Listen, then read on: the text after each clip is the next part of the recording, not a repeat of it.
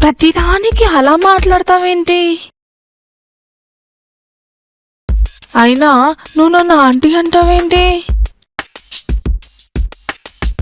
ఇంచక్క కావలసిన పిలిచినట్టుగా శాలిని అని పేరుతో పిలవచ్చుగా.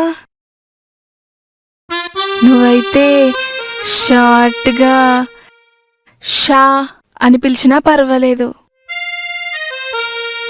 రా విజయ్, కూర్చో.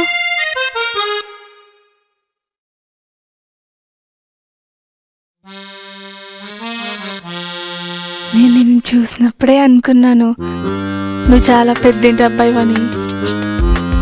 నీ కళ్ళు, నీ కలర్, నీ నడక ఇవన్నీ చూసినప్పుడే నాకు అర్థమైంది నువ్వు పెద్దింటి అబ్బాయివని. కానీ చిన్న డౌట్, మాలాంటి చిన్న చిన్న వాళ్ళ ఇంట్లో ఎందుకు రెంటుకుంటారని. నువ్వు ఒక టాస్క్ వల్ల ఇక్కడికి వచ్చావని తెలిసిన తర్వాత నేను ఎంత బాధపడ్డానో తెలుసా?